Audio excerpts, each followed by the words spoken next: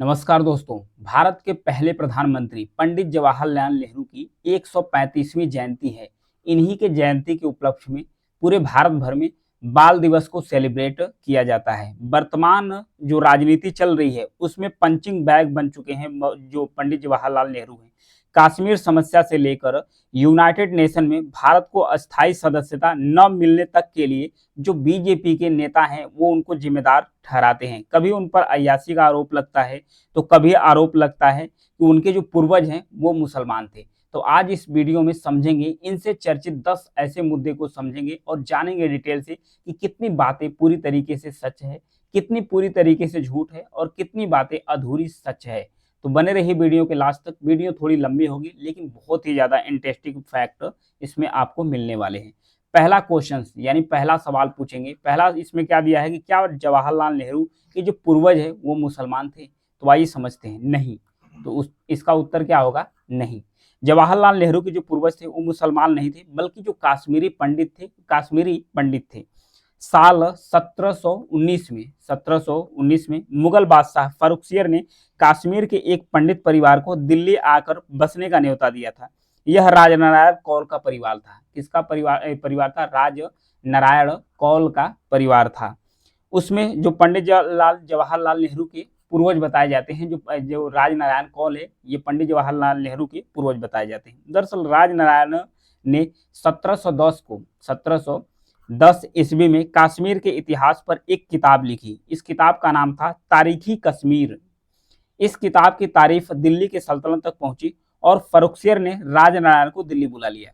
बादशाह फर्रुखसियर ने राजनारायण को चांदनी चौक में एक हवेली और कुछ जागीर दे दी। इस हवेली के पास एक नहर बहती थी। इस वजह से वहां के लोग कौल परिवार को कौल नेहरू कहना शुरू किए। मतलब कि जो नहर है, नहर के माध्यम से जो हवेली मिली थी उसके बगल से ही एक नहर थी। तो जो कौल परिवार था, कौल परिवार को कौल नेहरू का, वहीं पर के लोग कौल नेहरू कहना शुरू कर दिए कि नहर के पास वाले नेहरू, कौल नेहरू कहना शुरू कर दिए। तो वहीं से इनका जो नामकरण है नेहरू में तब्दील हो गया था। हालांकि इतिहासकारों की इस पर अलग अलग राय भी है। 17वीं सदी के आखिर में अंग्रेज के आने के बाद जैसे जैसे मुगलों की जो बादशाहत है वो फीकी पड़नी शुरू कर दी, वैसे वैसे जो राज कौल है उनको जो जागीर है वो घटना शुरू कर दी। मतलब जो उनकी जागीर मिल रही थी वो घटना शुरू कर दी। ये दोनों ही मतलब घटना जैसे जैसे जागीर उनकी घटना शुरू कर दी। इस जमींदारी का जो फायदा है पाने वाले जो आखिरी दो लोग हैं जिनका नाम था मौसम राम कौल और साहिब राम कौल थे। ये दोनों ही राजनारायण के पोते थे। इन्हीं मौसम राम कौल के बेटे थे लक्ष्मी नारायण नेहरू। लक्ष्मी नारायण नेहरू को ईस्ट इंडिया कंपनी ने मुगल दरबार में अपना वकील बनाया था।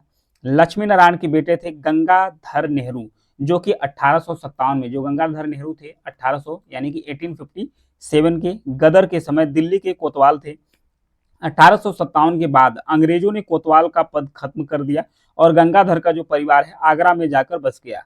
यहाँ पर जन्म हुआ। गंगाधर के एक बेटे थे जिनका नाम था मोतीलाल नेहरू। ये फोटो देख सकते हैं जो ऊपर वाले हैं, इन्हीं का जन्म हुआ था मोतीलाल नेहरू। गंगाधर नेहरू के पुत्र थे मोतीलाल नेहरू। इन्हीं मोतीलाल नेहरू के पुत्र थे पंडित जवाहरलाल नेहरू, जिनका फोटो यहाँ पर देख सकते हैं, बाल नेहरू हैं। इनके पिता हैं मोतीलाल नेहरू, इनकी माता है स्वरूप रानी नेहरू। स्वरूप रानी नेहरू इनकी माता का नाम था। मोतीलाल नेहरू अपने दोनों बड़े भाइयों की तरह वकील बनना चाहते थे, इसलिए उन्हें वकालत की पढ़ाई के लिए लंदन की कैम्ब्रिज यूनिवर्सिटी भेजा गया था। 1883 में मोतीलाल नेहरू कानून की पढ़ाई पूरी करने के बाद भारत लौटे और इलाहाबाद हाईकोर्ट में वकालत करने लगे। इसी दौरान मोतीलाल नेहरू अपने परिवार के साथ इलाहाबाद में आकर बस गए। जब इलाहाबाद में आकर बस गए तो वहीं एक विरासत उनकी मानी जाती है कि इलाहाबाद में है। फिर 14 नवंबर 1889 को मोतीलाल के घर एक बेटा हुआ जिसका नाम रखा गया था जवाहरलाल नेहरू। जैसा कि फिगर में देख सकते हैं सर्किल के अंदर, ये पंडित जवाहरलाल नेहरू हैं। अब आते हैं दूसरे फैक्ट के ऊपर। दूसरा फैक्ट और यानी दूसरी सच्चाई क्या है, इसमें दिया है कि क्या नेहरू की प्रधानमंत्री बनने की जो ख्वाहिश है उसकी वजह से भारत और पाकिस्तान का पार्टीशन हुआ, बंटवारा हुआ। भारत और पाकिस्तान के बीच में जो बंटवारा हुआ नेहरू के प्रधानमंत्री बनने की ख्वाहिश के चक्कर में हुआ? तो इसका भी उत्तर होगा आपके पास नहीं। ये सत्य है? नहीं, ये बात सत्य नहीं है। जवाहरलाल नेहरू बंटवारे को रोकने के लिए जिन्ना के हाथों में देश की कमान सौंपना नहीं चाहते थे, जबकि महात्मा गांधी ने नेहरू और सरदार पटेल दोनों को समझाए थे कि अगर जिन्ना भारत के प्रधानमंत्री बनते हैं तो देश का बंटवारा नहीं होगा, ये कह रहे थे महात्मा गांधी। तो महात्मा गांधी जी का दोनों ही नेता विरोध किए थे, एक सरदार पटेल और उसके बाद एक पंडित जवाहरलाल नेहरू। दोनों ही नेता ने पुरजोर विरोध किया कि नहीं, जिन्ना भारत के प्रधानमंत्री नहीं बनेंगे। फिर उसके बाद पद्म भूषण से सम्मानित एक फ्रांसीसी लेखक हैं जिनका नाम है डोमिनिक लापियर्स, और अमेरिकी लेखक है जॉन लॉरेंस कॉलिंग्स। इनकी एक किताब है जिसका नाम है फ्रीडम एट मिडनाइट। इसके मुताबिक क्या कहा गया कि 16 अगस्त 1986 को मुस्लिम लीग ने डायरेक्ट एक्शन डे मनाने का एक ऐलान किया। मुस्लिम लीग के लीडर्स मोहम्मद अली जिन्ना की मांग थी कि मुसलमानों के लिए एक अलग देश पाकिस्तान बनाया जाए। ऐलान के बाद पूरे देश में दंगा भड़कना शुरू कर दिया। 2 दिनों के अंदर ही कोलकाता में करीब 4000 लोग मारे जा चुके थे। पूरा देश सांप्रदायिक आग में जल रहा था। अप्रैल 1947 में महात्मा गांधी ने विभाजन से बचने के लिए एक उपाय सुझाया। उन्होंने कहा कि लॉर्ड माउंटबेटन और कांग्रेस के नेताओं के सामने जिन्ना को देश का प्रधानमंत्री बनने का एक प्रस्ताव देना चाहिए, लेकिन पंडित जवाहरलाल नेहरू और सरदार पटेल इस बात से साफ मना कर दिए कि जो जिन्ना है उनको ऑफर नहीं दिया जाएगा। जिन्ना को ऑफर दिया ही नहीं जाएगा कि जिन्ना देश के प्रधानमंत्री बने। अगर आप लोग इस योजना पर अपनी सहमति नहीं देंगे तो वायसराय को देश के टुकड़े करने पर मजबूर होना पड़ेगा, ये कह रहे हैं महात्मा गांधी। टुकड़े होते ही देश में खून की नदियां बहना शुरू कर देगी। अगर भारत को एकता के डोर में बांध कर रखना है तो इसी योजना को स्वीकार करना होगा और प्रधानमंत्री का पद जिन्ना को दे देना चाहिए, ये कह रहे हैं महात्मा गांधी। लेकिन फिर भी दोनों नेता तैयार नहीं हुए। नेहरू और पटेल दोनों ने कहा कि एकता के लिए भी त्याग एक सीमा तक ही किया जा सकता है, अन्यथा जो प्रधानमंत्री का पद है जिन्ना को देना उस सीमा का अतिक्रमण होगा। तब महात्मा गांधी ने निराश होकर कहा कि अब कांग्रेस में मेरा कोई सुन ही नहीं रहा था। तब उस समय जब दोनों नेता विरोध किए तो फिर वहां पर नहीं बनाया गया मोहम्मद अली जिन्ना को भारत का प्रधानमंत्री। फिर तीसरा सवाल आता है। तीसरा सवाल क्या है, अगर नेहरू जंग न रोकते तो क्या पीओकेस यानी पाकिस्तान ऑक्यूपाइड कश्मीर है वो भारत में विलय हो जाता? तो इसके बारे में समझते हैं। 6 दिसंबर 2023 की घटना है। 6 दिसंबर 2023 को लोकसभा में गृह मंत्री अमित शाह, उन्होंने क्या कहा, जो वर्तमान गृह मंत्री, उन्होंने कहा कि पंडित जवाहरलाल नेहरू के समय उनके निर्णयों से 2 बड़ी गलतियां हुई। पहला, जब हमारी सेना जीत रही थी तब युद्ध विराम की घोषणा कर दिए थे।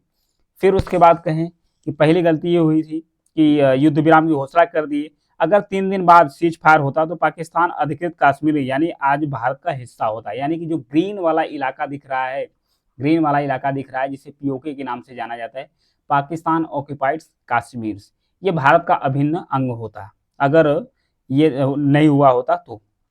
दूसरा क्या है, अपने आंतरिक मुद्दे को संयुक्त राष्ट्र में ले जाना, यानी कि युद्ध विराम करने के लिए भारत के उस समय तत्कालीन जो प्रधानमंत्री थे पंडित जवाहरलाल नेहरू यूनाइटेड नेशन में मुद्दे को ले गए थे। जब यूनाइटेड नेशन में मुद्दे को ले गए थे तो वहीं जब युद्ध विराम की घोषणा हुई तो वहीं पर जब दोनों देशों की सेनाएं जहां पर थी वहीं पर एक लकीर खींची गई। यहाँ पर देख सकते हैं ग्रीन लाइन के बीच में एक लकीर है, इसी को लाइन ऑफ कंट्रोल कहा गया है। यानी कि जो LOC का बॉर्डर है यही है, यही जो 34% लगभग हिस्सा या 30% हिस्सा कह सकते हैं वो पाकिस्तान के पास है, और बाकी जो 60% हिस्सा है कश्मीर का वो भारत के पास है। 10% जो हिस्सा है इस पर कब्जा कर लिया है चाइना। जम्मू कश्मीर के 10% हिस्से पर चाइना कब्जा करके रखा है, जब 1962 में युद्ध लड़ा था चाइना भारत के बीच में। तो ये था गृह मंत्री की जो बातें हैं वो तो आंतरिक मतलब आंशिक रूप से सच है, मतलब पूरा सच नहीं है। जिम्मेदार थे नेहरू, मतलब ये जो पीओके है वो भारत को मिल सकता था, लेकिन पूरा सच नहीं है। 22 अक्टूबर 1947 को हजारों कबायलियों पठानों ने कश्मीर में घुसपैठ कर दिया था। यहाँ पर देखिए ये पाकिस्तान की तरफ से घुसपैठी आए थे, ये कहाँ पर जो जम्मू कश्मीर है यहाँ पर घुसपैठ कर दिए थे। जब घुसपैठ कर दिए थे तो 26 अक्टूबर को इंस्ट्रूमेंट्स ऑफ एक्सेशंस पर महाराजा हरि सिंह, जम्मू कश्मीर के उस समय महाराजा हरि सिंह थे, तो उन्होंने इंस्ट्रूमेंट्स ऑफ एक्सेशंस पर साइन कर दिया। जब दस्तखत जैसे ही की इस तरह कश्मीर भारत में विलय हो गया और भारत ने तुरंत सेना अपनी भेज दी कश्मीर को बचाने के लिए, यानी जम्मू कश्मीर को बचाने के लिए भेज दी। साल 1948 आते आते जंग बहुत बढ़ चुकी थी। कश्मीर नामा के लेखक हैं और इतिहासकार हैं जिनका नाम है अशोक कुमार पांडे। सरदार पटेल के एक खत को हवाला देते हुए उन्होंने कहा कि ये खत 4 जून 1948 का है, 4 जून 1948 का है। कश्मीर मामलों को देख रहे थे उस समय के मंत्री थे गोपाल स्वामी अयंकर। उनके द्वारा लिखा गया कि उन्होंने कहा कि सरदार पटेल ने क्या कहा कि सेना की स्थिति कोई बहुत अच्छी तो नहीं है, हम संसाधनों का पूरा दोहन कर चुके हैं, मैं नहीं समझ पा रहा हूं कि आखिर हम कितने दिन तक इस युद्ध को खींच पाने में कामयाब हो पाएंगे। ये सरदार पटेल कह रहे हैं। उस वक्त भारत की आर्मी चीफ जनरल बूचर और प्रधानमंत्री नेहरू के बीच लगातार पत्राचार से के हालात, मतलब पत्राचार के माध्यम से हालात का जो अंदाजा है उसका अनुमान लगाया जा रहा था। युद्ध शुरू होने के 13 महीने बाद 22 नवंबर 1948 को बूचर ने नेहरू को सैनिकों की थकान, जूनियर अधिकारियों की कम ट्रेनिंग के बारे में जानकारी देना शुरू कर दिया। उन्होंने हथियारों की कमी के बारे में भी इसमें खत में लिखा था। 29 दिसंबर से, यानी कि 29 दिसंबर को नेहरू ने बूचर को लिखा कि सिर्फ दो विकल्प हैं, यूनाइटेड नेशंस के कहने पर युद्ध विराम या पाक सेनाओं के खिलाफ सशक्त सैन्य कदम उठाना। किसी भी स्थिति में हमें बात के लिए तैयार रहना चाहिए। ये बूचर कह रहे हैं, उस समय जो जनरल थे।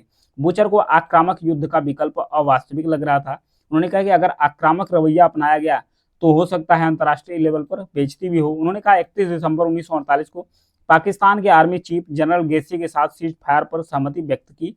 1 जनवरी 1949 से ये लागू हो गया। नेहरू मिथक और सत्य एक किताब है, इसके लेखक हैं पीयूष बबोले। उनका मानना है कि यूनाइटेड नेशन में जाना नेहरू की एक रणनीति थी।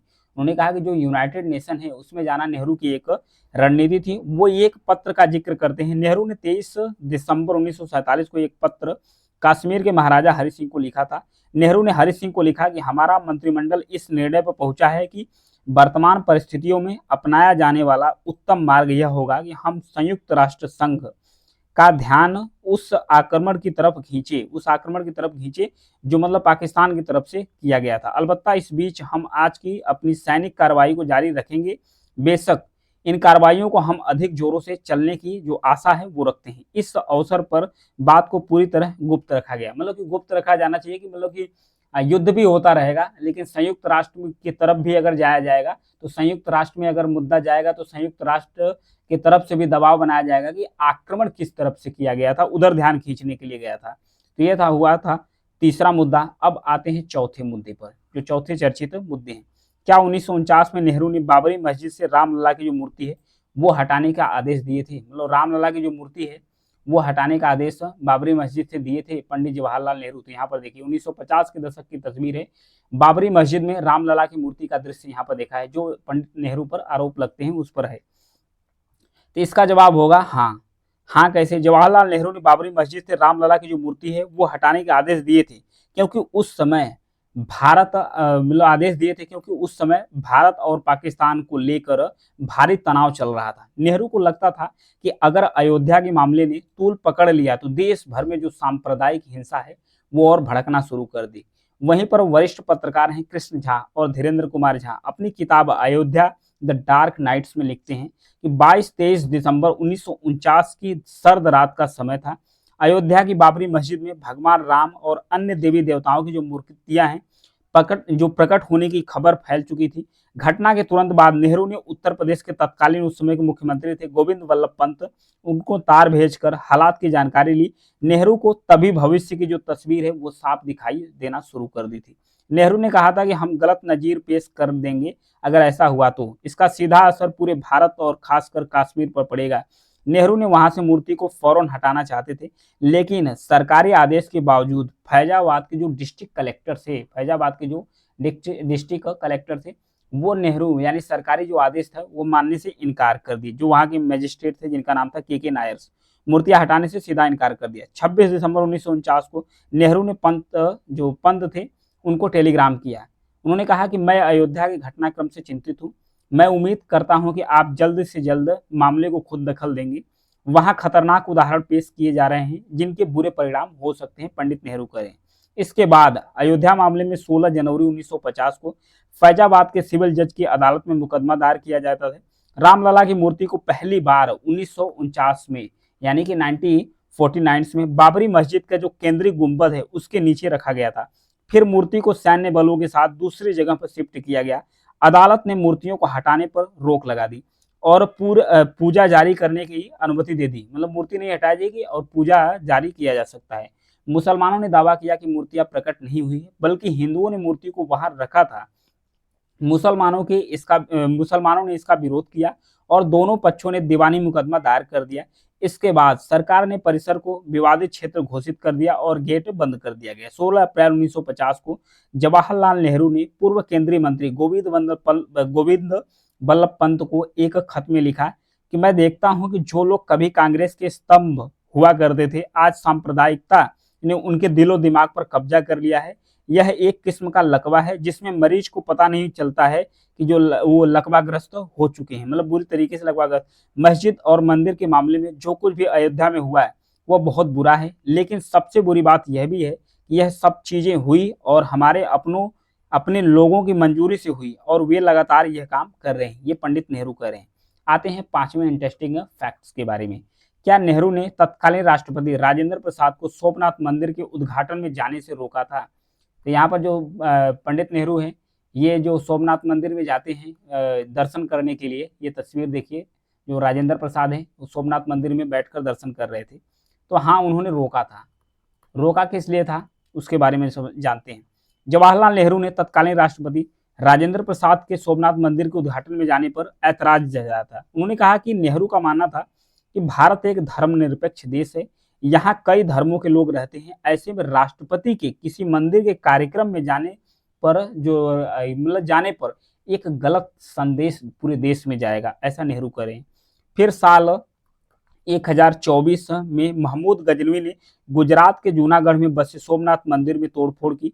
वहां से हीरे जवाहरात को लूटकर अपने देश गजनी लेकर चला गया था। ये गजनी लेकर चला गया था।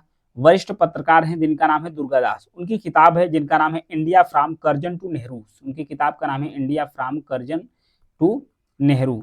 इसमें उन्होंने क्या कहा कि आज़ादी के बाद 12 नवंबर 1947 को भारत के पहले गृह मंत्री सरदार वल्लभ भाई पटेल जूनागढ़ पहुंचे। यहाँ पर उन्होंने सोमनाथ मंदिर को दोबारा बनाने का आदेश दिया था। जब सरदार पटेल वहां पर पहुंचे थे तो तुरंत वहां पर, ये तस्वीर देखिए, यहाँ पर तत्कालीन गृह मंत्री थे सरदार वल्लभ भाई पटेल, सोमनाथ मंदिर में जनता के साथ वहां पहुंचे थे, वहां पर दर्शन करने के लिए। पटेल और कांग्रेस के दूसरे नेता इस प्रस्ताव के साथ महात्मा गांधी के पास गए थे। गांधी जी ने इस फैसले का स्वागत किया। उन्होंने सुझाव दिया कि निर्माण में लगने वाला जो पैसा है वो आम जनता के चंदे से, मतलब सरकारी पैसा ना हो, लेकिन जो आम जनता है उसके चंदे से उस मंदिर का निर्माण होना चाहिए। फिर उसके कुछ ही वक्त बाद महात्मा गांधी जी की हत्या कर दी जाती है और कुछ ही दिन बाद सरदार पटेल भी कब भी मृत्यु हो जाती है, निधन हो जाता है। अब मंदिर की जो जिम्मेदारी है के.एम. मुंशी पर आ जाती है। मुंशी ने नेहरू सरकार में खाद्य एवं आपूर्ति मंत्री थे। उन्होंने मंदिर निर्माण का काम पूरा करवाया था। मई 1950 को मुंशी ने राजेंद्र प्रसाद को मंदिर के उद्घाटन समारोह में आने का न्योता दिया। जब नेहरू को इसकी खबर मिली तो उन्होंने वहां पर राजेंद्र प्रसाद के वहां जाने पर ऐतराज जताया, और लेकिन प्रसाद ने नेहरू की इच्छा पर सहमत नहीं हुए। वो तत्काल दर्शन के उद्घाटन समारोह में वहां पर चले गए थे। तो ये तब बात की वहां पर चले गए थे। अब आते हैं छठवें फैक्ट के ऊपर में। छठवां क्या है? क्या नेहरू ने भारत को ऑफर हुआ था कि यूएन के स्थायी सदस्य की कुर्सी चीन को दे दिया जाना चाहिए? तो ये इसमें कितनी सच्चाई है इसके बारे में जानते हैं कि क्या पंडित जवाहरलाल नेहरू को ये चीज ऑफर हुआ था कि इसे किसे दे देना चाहिए, चीन को दिया जाना चाहिए। तो इसके बारे में समझते हैं। भारत को 2 बार यूनाइटेड नेशंस यानी कि जो यूएन है इसका स्थायी सदस्य बनने के लिए ऑफर आया था। ये यूनाइटेड नेशन ने ऑफर नहीं किया था, ये ऑफर 2 देश की तरफ से आया था। एक था यूएसएस यानी कि जो आज अमेरिका है, यूनाइटेड स्टेट ऑफ अमेरिका, और दूसरा था यूएसएसआर। यूएसएसआर यानी कि जो आज का रूस, आज का जो रसिया है, वो पहले यूएसएसआर था। ये 2 देश अलग अलग समय में ये ऑफर किए थे भारत को कि भारत का जो यूनाइटेड नेशन है इसका सदस्य बन जाए। तो भारत के जो पंडित जवाहरलाल नेहरू थे, इन्होंने कहा कि चाइना से काफी भारत के अच्छे रिश्ते थे, क्योंकि पंडित जवाहरलाल नेहरू के द्वारा ये नारा लगाया गया था कि जो हिंदी चीनी भाई भाई है, हिंदी चीनी भाई भाई है। तो ये नहीं चाह रहे थे कि चाइना किसी तरीके से नाराज हो जाए, क्योंकि चाइना में उस समय गृह युद्ध चल रहा था, गृह युद्ध जैसा माहौल चल रहा था। तो पंडित जवाहरलाल नेहरू नहीं चाह रहे थे, तो उन्होंने चाइना को ऑफर कर दिया। चाइना को ऑफर कर दिया कि चाइना है इसका स्थायी सदस्य बन जाए। तो उसी समय चाइना बन गया यूनाइटेड नेशन का स्थायी सदस्य। फिर उसके बाद दोबारा जो यूएसएसआर है ये ऑफर किया है यूनाइटेड नेशन को, मतलब कि अपने में यूनाइटेड शामिल किया कि भारत फिर से यूनाइटेड नेशन का स्थायी सदस्य बन जाए। उस समय भी पंडित जवाहरलाल नेहरू मना कर दिए। फिर उस समय उन्होंने कहा कि मैं चाइना को नाराज नहीं करना चाहता हूँ, इसलिए उन्होंने कहा कि हम फिर से सदस्य नहीं बनेंगे। तो यहाँ तक थी बात। तो दोनों लोगों ने जब दो तरफ देशों की तरफ से ऑफर आया था, लेकिन यूनाइटेड नेशन की तरफ से नहीं आया था, दो देशों की तरफ से आया था, पंडित नेहरू ने मना किया था। अब आते हैं 7वें इंटरेस्टिंग फैक्ट के बारे में। क्या नेहरू ने नेपाल के भारत में विलय के ऑफर को ठुकरा दिया था? तो आइए नेपाल और नेहरू का जो ऑफर चल रहा था उसके बारे में समझते हैं। यहाँ पर 1951 की बात है, 1951 की बात है। इसमें नेपाल के तत्कालीन राजा थे त्रिभुवन वीर विक्रम शाह। नेहरू को एक ऑफर दिया था कि यह ऑफर नेपाल को भारत का मतलब कि नेपाल को भारत का हिस्सा बना लो, इन्होंने ऑफर दिया था, लेकिन पंडित नेहरू ने इसे ठुकरा दिया। पूर्व राष्ट्रपति प्रणब मुखर्जी अपनी किताब द प्रेसिडेंशियल ईयर में लिखते हैं कि अगर तब जवाहरलाल नेहरू की जगह इंदिरा गांधी प्रधानमंत्री होती तो वो इस मौके को नहीं छोड़ती और इसे लपक लेती, यानी कि जो आज का नेपाल है वो भारत का हिस्सा होता। नेपाल में राजाओं के शासन को राजतंत्र से बदला गया। फिर धीरे धीरे नेहरू चाहते थे कि वहां पर लोकतंत्र हो। नेहरू का कहना था कि नेपाल एक आजाद देश है और उसे ऐसे ही बने रहना चाहिए, इसलिए उन्होंने नेपाल के राजा का जो ऑफर है वो ठुकरा दिया, कहा कि वो स्वतंत्र रहे। नेपाल भारत का हिस्सा नहीं बन पाया उसी समय, लेकिन नेहरू ने ऐसा क्यों किया उसके बारे में समझ लेते। 1950 में भारत और नेपाल के बीच में संधि हुई थी। संधि क्या हुई थी 1950 में दोनों देशों के बीच में? तब नेपाल में राणा राजवंश था जिसे हराकर राजा त्रिभुवन सत्ता में लौटे थे। 1950 में भारत के प्रतिनिधि चंद्रशेखर प्रसाद नारायण सिंह और तत्कालीन नेपाली प्रधानमंत्री मोहन शमशेर जंग बहादुर रामा के बीच शांति और मैत्री संधि पर दस्तखत किए थे। इस वजह से नेहरू ने नेपाल का विलय करने से इनकार कर दिया। उन्होंने कहा कि भाई हमारे बीच जो मित्रता की साइन हुई थी तो मैं मित्रता तोड़कर जो नेपाल है उसको भारत का अभिन्न अंग कैसे बना लूं, ये नेहरू की सोच थी, नेहरू ने उस समय कहा था। फिर आते हैं 8वें फैक्ट के ऊपर। 8वां फैक्ट क्या कहता है? क्या नेहरू की गलती से भारत चीन युद्ध में हार गया था? तो इसके बारे में समझते हैं।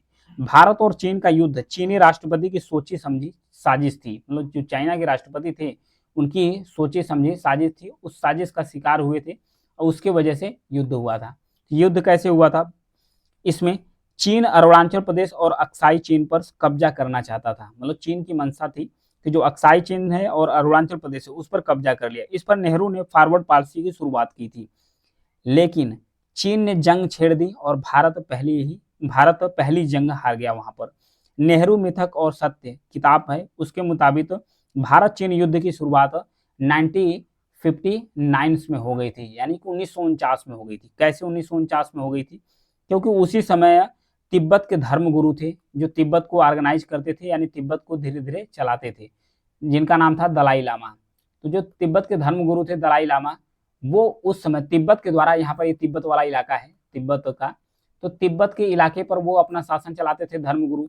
तो तिब्बत पर अटैक कर दिया गया था कब्जा करने के लिए चीन के द्वारा 1959 में, 1959 में। और फिर उसके बाद जो दलाई लामा है वो भारत भागकर चले आए थे, तो भारत ने उन्हें शरण दी थी। तो इस पर चाइना नाराज हो गया था, चाइना नाराज होकर भारत पर अटैक कर दिया। भारत के अक्साई चीन वाला हिस्सा जो जम्मू कश्मीर से सटा हुआ है, जम्मू कश्मीर का भिन्न हिस्सा है, उस पर अटैक किया, और जो अरुणाचल प्रदेश है उस पर अटैक किया गया चाइना के द्वारा। ये दोनों अटैक किया। उन्होंने भारत को भी अपना दुश्मन समझना शुरू कर दिया, चीन, क्योंकि उन्होंने दलाई लामा को शरण दिया था। इससे पहले भारत और चीन के बीच जो कोई दुश्मनी नहीं थी। नेहरू को चीन पर इतना भरोसा था कि उन्होंने हिंदी चीनी भाई भाई का नारा भी बुलंद किया था। दूसरी तरफ चीन ने भारत की जमीन पर कब्जा करने की जो साजिश है वो रचना शुरू कर दी, धीरे धीरे वो अपना साजिश रचना शुरू कर दिया था। फिर उसके बाद 1962 में फॉरवर्ड पॉलिसी के मुताबिक बॉर्डर वाले इलाके में भारतीय सेना पेट्रोलिंग करना शुरू कर दी। भारतीय सैनिक अपने हिस्से की जमीन को नाप कर जो बॉर्डर एरिया है वहां पर जो रोड है वो बनाना शुरू कर दी, पेट्रोलिंग करना शुरू कर दी। तो वहीं चाइना भी अपना आना शुरू कर दिया बॉर्डर इलाके पर, वो भी अपनी सेना भेजना शुरू कर दिया। दोनों सेनाओं के बीच में हाथा मुक्की भी हुई, धक्का धुक्की भी हुई, ये सब देखने को भी मिला दोनों देशों के बीच में, मतलब दोनों देश ऐसा फिर से करना शुरू कर दिया। फिर 10 जुलाई 1962 चीन के करीब 350 जवानों ने भारत के चुशुल पोस्ट और को घेर लिया। वहां मौजूद गांव वालों को भारत के खिलाफ भड़काना शुरू कर दिया। इसके जवाब में भारत ने 22 जुलाई 1962 को अपनी फॉरवर्ड पॉलिसी का विस्तार करना शुरू कर दिया। भारतीय सैनिकों ने चीन के सैनिकों को वापस धकेलना शुरू कर दिया। सेना को खतरा होने पर फायर करने का भी आदेश दिया गया कि अगर सेना को किसी प्रकार का अगर खतरा है तो वो चाइनीज जो सेना है उस पर अटैक कर सकते हैं, फायर कर सकते हैं। फिर उसके बाद 10 अक्टूबर 1962 सुबह के 8 बजे भारतीय सैनिक रोजमर्रा के काम कर रहे थे, तभी 600 जो चाइना की सेना है, सैनिक है, वो एकाएक जो 56 भारतीय सेना है, भारतीय जवान 56 थे और फिर चाइनीज़ सेना कितनी थी 600 सीधा अटैक कर दी, भारत के जवानों पर अटैक कर दी थी। उस समय भारत के कुछ सैनिक मारे गए थे। फिर उसके बाद अब भारत की भी जो सेना है, वो भी जवाब देना शुरू कर दिए। फिर वहीं से जंग शुरू होता है। फिर 1 महीने चले इस युद्ध में भारत लगभग 1383 सैनिक भारत के शहीद हुए थे। 1047 सैनिक घायल हुए थे। फिर 1696 सैनिक लापता हो गए थे। फिर 3968 सैनिकों को चीन ने कैदी बना लिया था, जबकि चीन ने इस युद्ध में 722 सैनिक अपने खोए थे, यानी कि चाइना के मात्र 722 ही सैनिक मारे गए थे इस युद्ध में, क्योंकि अचानक चाइना के द्वारा अटैक किया गया था। अब आते हैं 9वीं इंटरेस्टिंग फैक्ट के बारे में। क्या नेहरू ने खुद को भारत रत्न दिलवाया था? तो ऐसा कहा जा रहा है कि जो भारत रत्न है, ये खुद ही पंडित नेहरू अपने से ही पहन लिए थे। इसमें कितना सच्चाई है, इसके बारे में जानते हैं। इसमें सच्चाई नहीं है, ये खुद ही रिकमेंड नहीं किए थे कि उन्हें भारत रत्न दिया जाना चाहिए। जवाहरलाल नेहरू ने तत्कालीन राष्ट्रपति राजेंद्र प्रसाद से खुद को भारत रत्न दिलवाने की सिफारिश नहीं की थी, बल्कि राजेंद्र प्रसाद ने खुद ही भारत रत्न देने के लिए जो परंपरा थी कि जो प्रधानमंत्री होते हैं वो रिकमेंड करते हैं, जो वहाँ के मंत्रिमंडल होते हैं वो रिकमेंड करते हैं कि किसको जो भारत रत्न है वो दिया जाना चाहिए। इसमें पंडित जवाहरलाल नेहरू अपने आप को रिकमेंड नहीं किए। तो इस सारे परंपरा नियम कानून को तोड़ते हुए जो भारत के तत्कालीन राष्ट्रपति थे डॉक्टर राजेंद्र प्रसाद, उन्होंने परंपरा तोड़ते हुए खुद ही डिसीजन ले लिया कि जो पंडित जवाहरलाल नेहरू है उन्हें भारत रत्न दिया जाना चाहिए। तो उसी इन्हीं के मतलब कहने की वजह, इनके रिकमेंडेशन की वजह से राष्ट्रपति के पंडित जवाहरलाल नेहरू को भारत रत्न दिया गया। ये खुद ही रिकमेंड नहीं किए थे। तो जो बार बार कहा जाता है कि वो खुद ही भारत रत्न ले लिए, तो इसमें सच्चाई नहीं है। उन्हें रिकमेंड किसने किया था? जो राजेंद्र प्रसाद है वो रिकमेंड किए थे। यहाँ पर देखिए भारत रत्न उन्हें पहनाया जा रहा है। फिर आते हैं 10वीं और इंटरेस्टिंग फैक्ट है, शायद ये लास्ट है। क्या नेहरू ने एडमिना माउंटबेटन के साथ रोमांटिक संबंध थे? तो बताया जा रहा है कि पंडित जवाहरलाल नेहरू की जो भारत के लास्ट जो माउंटबेटन थे, गवर्नर जनरल माउंटबेटन थे, उन्हीं की पत्नी थी एडमिना वेटन्स। इनके साथ उनके रोमांटिक रिश्ते थे, इसके बारे में समझते हैं। सबसे पहले पंडित जवाहरलाल नेहरू और एडमिना माउंटबेटन की इस तस्वीर को देखिए। इस तस्वीर में नेहरू और एडमिना एक कार्यक्रम के दौरान मंच भी शेयर कर रहे हैं। दोनों को देखिए, दोनों मंच शेयर कर रहे हैं कार्यक्रम के दौरान। फिर उसके बाद नेहरू और एडमिना की जो नज़दीकियां हैं वो धीरे धीरे बढ़ना शुरू कर दी। ऐसे सब लोग वाकिफ होना शुरू कर दिए। फिर आता है समय 1946 का, 1986 का समय आता है। माउंटबेटन दंपति ने भारत में कदम रखते ही सबसे पहले नेहरू ने उनसे मुलाकात की थी।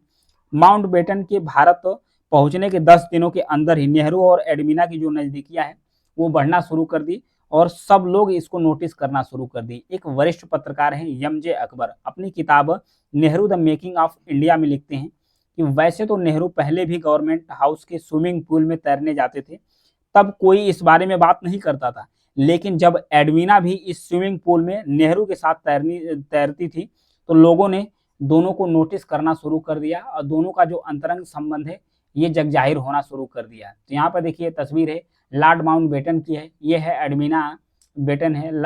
उसके बाद यहाँ पर जो बीच में तस्वीर है पंडित जवाहरलाल नेहरू की। यह सच था कि एडमिना और लॉर्ड माउंटबेटन दोनों की जो लव मैरिज है ये हुई थी, लेकिन दोनों के बीच जो लव है वो खत्म हो गया था। यानी लॉर्ड माउंटबेटन और जो एडमिना माउंटबेटन थी, उनकी पत्नी थी, दोनों के बीच में जो प्रेम है वो खत्म हो गया था।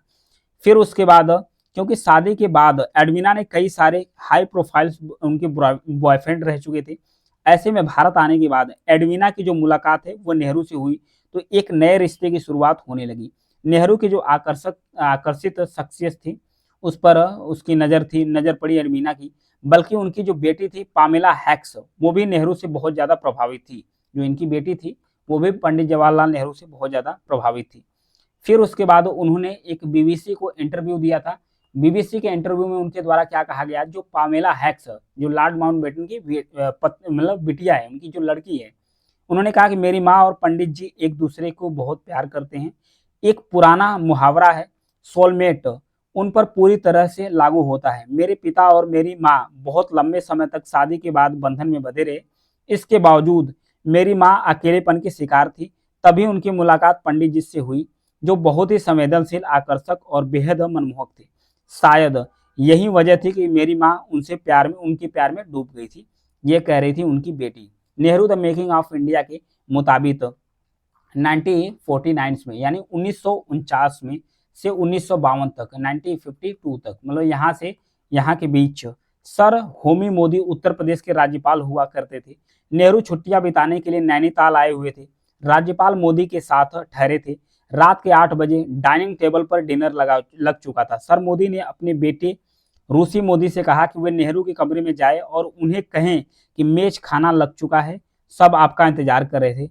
जब रूसी नेहरू के कमरे में पहुंचे तो एक अलग ही नजारा था।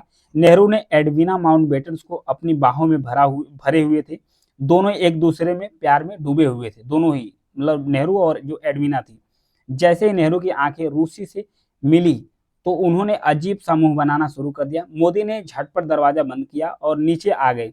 थोड़ी देर बाद नेहरू कमरे से निकले और डाइनिंग टेबल पर आकर बैठ गए। कुछ देर बाद उनके पीछे एडविना भी बाहर निकल कर आई। दोनों लोग जब बाहर आ गए, जब एडविना को नेहरू के लिखे खत मिलते हैं तो लॉर्ड माउंटबेटन कहते हैं कि नेहरू ने एडविना को लव लेटर लिखे हैं। कहते हैं कि इश्क और मुश्क छिपाए नहीं जाता है, इसलिए नेहरू के न चाहते हुए भी उनके और एडविना के प्यार के जो चर्चे हैं भारत से लेकर इंग्लैंड तक छाए रहे। यानी कि कुछ उसमें जो नेहरू से संबंधित 10 इंटरेस्टिंग फैक्ट थे, कुछ तो एकदम झूठ और बेबुनियाद थे, कुछ में आंशिक सच्चाई थी, कुछ जो थे वो सच थे। तो ये था पंडित जवाहरलाल नेहरू के जो जयंती है, 135वीं जयंती, इसमें इनके बारे में 10 इंटरेस्टिंग फैक्ट के बारे में। Thank you.